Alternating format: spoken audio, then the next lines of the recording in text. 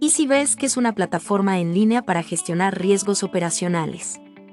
Esto se puede hacer de manera convencional con las famosas matrices o mapas de riesgos cualitativos, o bien, mediante simulación Monte Carlo. Esta última tiene algunas ventajas en comparación con el uso de matrices. Ve este ejemplo. Aquí hay una lista de 69 riesgos de un banco según el estándar de riesgos operacionales de Basilea II.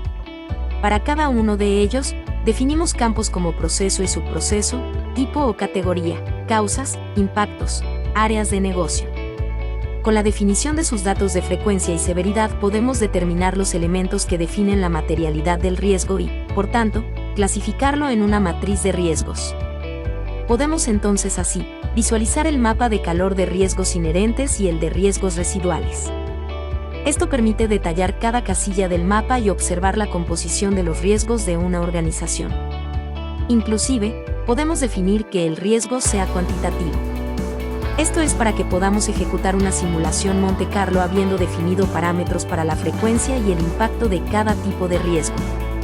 Cuando definimos que un riesgo sea tratado de forma cuantitativa hay, a su vez, dos formas de obtener tales parámetros.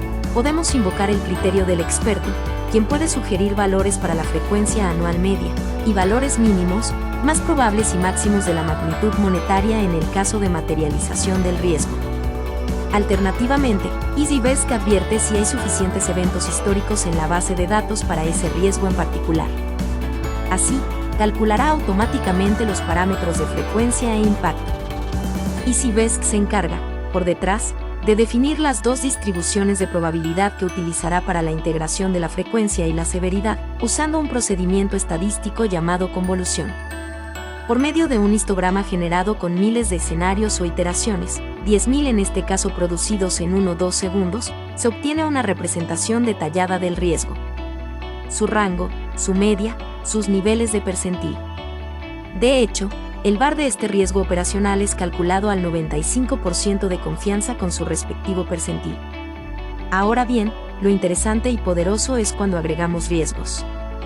Por ejemplo, aquí, de los 69 tipos de riesgo de la lista original de Basilea II, 28 de ellos han sido escalados a cuantitativos. Al seleccionar, ya sea, todos los riesgos o un subconjunto de ellos, se obtendrá un histograma agregado. De esta forma, se puede saber en un par de segundos todos los estadísticos que describen el agregado total de riesgos. Por ejemplo, aquí observamos un VAR operacional anual de 9.3 millones de pesos, con una confianza del 95%, a pesar de que la media de pérdidas por riesgos operacionales sería de 8.5 millones de pesos. Un gráfico de tornado de correlaciones lineales permite jerarquizar cuáles son los riesgos que están más altamente correlacionados con el valor total del portafolio de riesgos. De cualquier forma, creo que el gráfico que mejor resume el verdadero mapa de riesgos de esta institución financiera se visualiza en un gráfico de horizonte de riesgos. En este, observamos burbujas en un arreglo multidimensional. El eje vertical mide la frecuencia mediana de cada riesgo. El eje horizontal mide el impacto o severidad de cada uno. Así, por ejemplo, operaciones no autorizadas es un riesgo de alta frecuencia anual, mediana de 120 veces, pero con una severidad mediana por evento de aproximadamente 6.500 pesos. Por el otro lado, operaciones no reveladas es un riesgo de baja frecuencia mediana, 9 veces al año, pero con un impacto de más de 65.000 pesos por evento. Por mucho, el riesgo mayor de falsificación, con frecuencia mediana de 80 veces al año y severidad mediana de 21.000 pesos, genera el riesgo de mayor magnitud con mediana de 1.7 millones de pesos. Esto se valora en el tamaño relativo de la burbuja. Estas pueden ser evaluadas a cualquier nivel de percentil.